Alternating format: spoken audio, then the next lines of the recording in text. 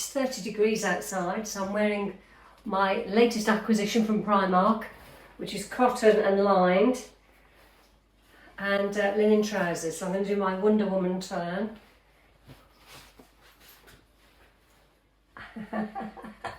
To show the bra strap, but hey. Less of Wonder Woman. I've come down to the kitchen to show you my cookery books, the state of them. Look at this. 35 years I've had it, probably 35, 37. I think the other day I thought, I just suddenly snapped and thought, I can't find half the recipes. I'm definitely going to have to get another book. And there's a shorter version, a smaller version that I found. So I have my Delia Smith Complete Cookery course ready to use again, and I can finally throw this one away because I could, as I say, hardly find anything. I'm just going to give you a tour of my books. Rachel Allen. I've used that for a few little things. I'll just turn the camera around. Because I've got sort of, I feel a bit of a gluten intolerance. I do eat bread, but I do find I can blow up. I've tended not to bake anything from here, but I need to revisit it because I do like sourdough and fruit breads. So I'm going to have a look at that. Oh, there's my greatest secret book. I need to look at that again. Rhonda Byrne. Green and Black's chocolate recipes. I've done a few things in here. It's a beautiful book. Nice big book.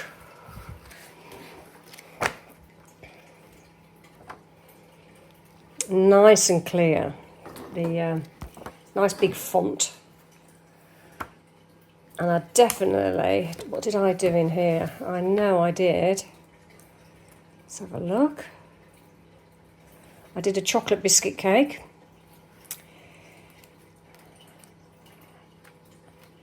Well, I must revisit the banana loaf, definitely do that. I think I did the polenta chocolate cake as well. And I know I did a great big, what do you call them?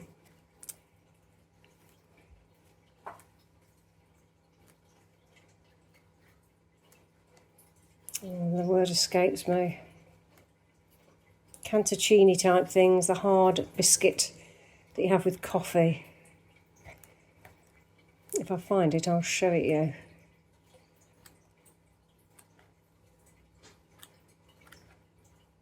I'll show it you. It's not cantuccini, it's biscotti. And it absolutely was delightful. It's very straightforward to make.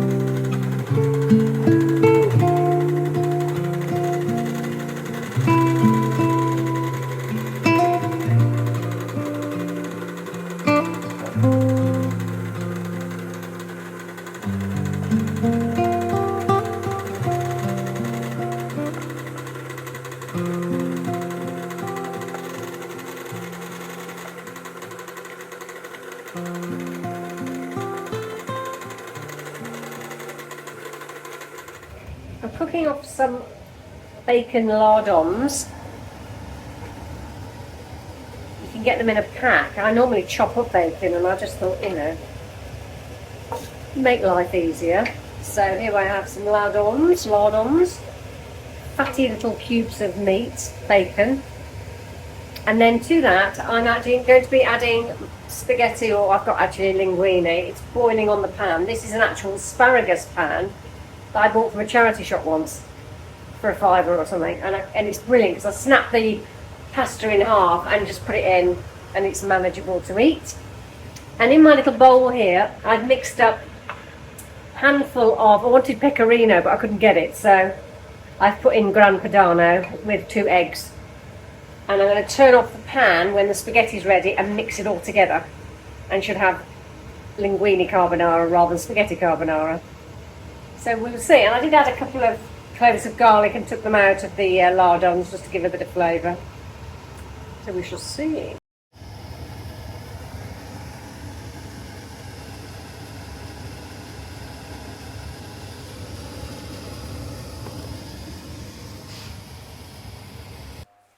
Just draining the pasta, and I move on from a wooden spoon in a moment to a spaghetti spoon, because it's really good in making sure that the spaghetti or linguine doesn't slip off a normal big spoon, if you see what I mean. You can see that the hooks tend to keep it contained. So very, very handy. I'll link it below if I see one. The reason you turn off the heat before you put this egg and cheese mixture on is to make sure that you don't get scrambled egg on top. And once the heat's turned off, you just mix in this mixture and it all melds together into a nice creamy dish.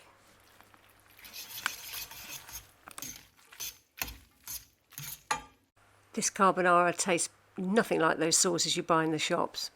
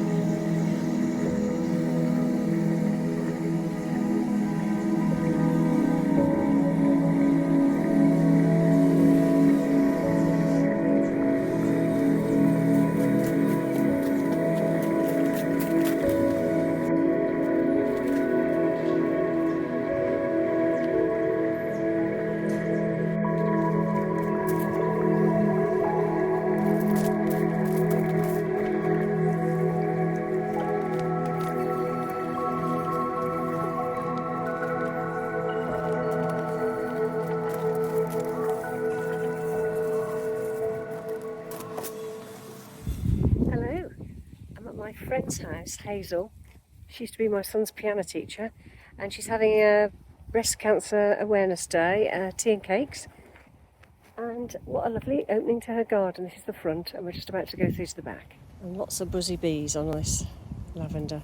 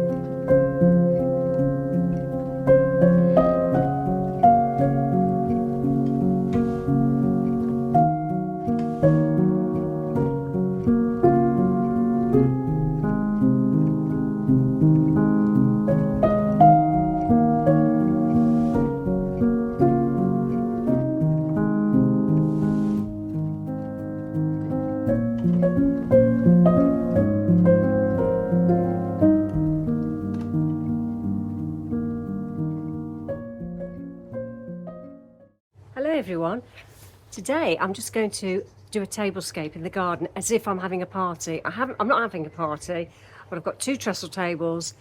I normally use one anyway for a dining table because it's nice and slim, but I had another one in the shed, so I'm going to make it up as if I'm having a party, just to give me an idea for when I do.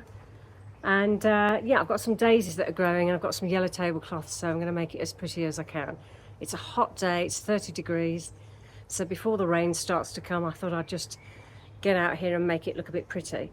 The garden itself, the grass is scorched to bits because we've had such a long run of hot weather here in the UK. It looks very Provençal, but we're not watering it. We're just gonna, it normally recovers anyway. We're only watering the odd bits of geraniums and plants that need it. But anyway, I shall carry on and hope you enjoy me just mooching about.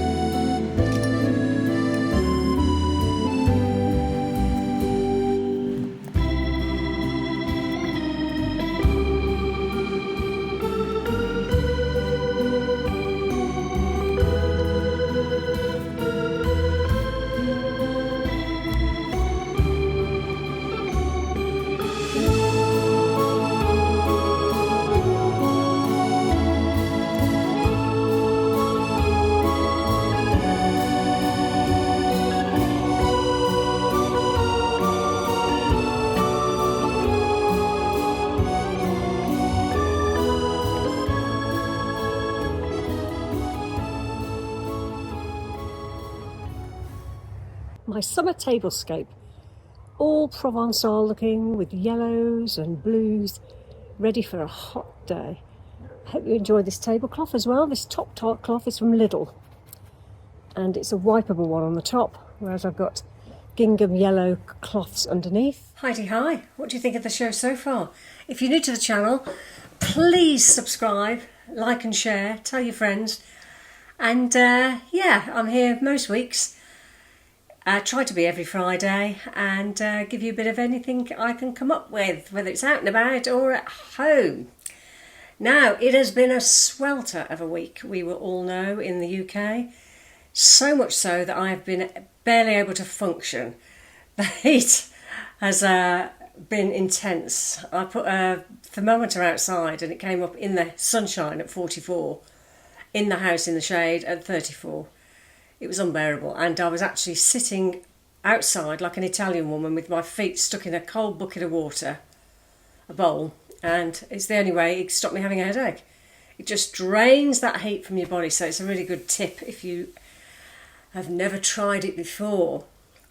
And back to the beginning of the video where I was going through the kitchen showing you some of my tatty cookery books. I've got loads more and I won't list them all, but what I think I might do is try a recipe each week, a different recipe, and share that with you. So I think that might be quite a nice thing to do. And I'm going to get David to play you out with a little tune. He was just testing his guitar. This is my son David. He put 2 guitars in for service. They're not cheap to service, guitars, and he always says he needs to do them at least once, if not twice a year, to make sure that they are absolutely in perfect sound condition for when he does a show.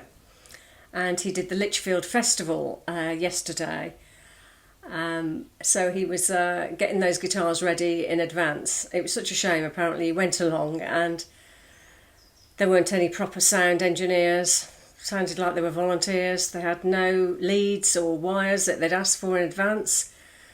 So there was a delay of them going on stage. He had no click or anything in his ear to hear the music because what they'd asked for in advance wasn't put into place. So he was really upset about that. But anyway, he sang as if he hoped it all sounded fine. And they got a good reception anyway. But very hot in those tents, you can imagine. So I was worried about him being okay because of the heat. But he got through it. And here he is just playing, he got his guitar back and he was just listening to it. So I'm going to play you out with a bit of his guitar. And yeah, let me know what you've been up to in the heat. What do you do to keep cool? I always follow a doctor on YouTube. You probably heard me say before, Dr. Eric Berg. And he's always saying how sunlight is really good for you. And all my life I've kept away. I've listened to those people saying keep out of the sun. And I've ended up having chest issues all my life. And it suddenly occurred to me, when I saw all these, Italian people going up mountains with thick leathery skin, working in the fields, I thought, hang on a minute, this isn't right. And I've decided to, if I can, expose my skin to a bit more sunlight. Not to burn yourself, but, and he also says how important vitamin D is, so I always take that now. And guess what? I've come off an inhaler. I was on an inhaler for 15 years, and I'm now on 4,000 international units a day, which I told myself. He says anybody who has chest issues should be on 10,000 international units of vitamin D. But I take 4, and I feel so much better. And he also gives a non-toxic sun cream, which I will put up. I'll find it. And I'll put it up in a minute when I find it on my phone. It's coconut oil, olive oil, and you blend it together and you put a non-toxic zinc oxide. I suppose that's a bit like zinc that you put on babies' nappies, I don't know. But anyway, I shall find it out and I shall tell you about it. So that you've not got chemicals going onto your skin with all these creams that you're not sure what's in them. It's all a load of metals and goodness knows what, and, which we don't want, do we? We want natural things. And also deodorants I've changed this year to Fussy, with a make called Fussy, and I'll tell you what the ingredients are, just a minute. I'm not being paid to say this, by the way, but the ingredients in the Fussy deodorant are shea butter, coconut oil, probiotic, because that's what eats the bacteria that smells, magnesium hydroxide, tapioca starch, baking soda, sunflower wax, and caprylic triglyceride. And they're on their little leaflet when you get one of their Fussy deodorants. And you can get the actual replacements online or in Boots Chemist, I've seen them, and shops like Sainsbury's in the UK. But that's what I've decided to go for, instead of having deodorants that have got aluminium and all these things that we shouldn't be putting into our bodies because they get absorbed, don't they? Anyway, a relative of mine died of skin cancer, a very close relative, during COVID. And his relative and of my husband, close relative. And he was pale and always working indoors. and I heard people say, oh, was he ever burnt in the sun? And I was remember thinking what Dr. Berg said, maybe he didn't get enough sun. Just a thought there, and it's made me think about that. So anyway, thought of the day, get some sunlight if you can without burning yourself, and feel that vitamin D, creating all the benefits. Anyway, bye for now, see you soon.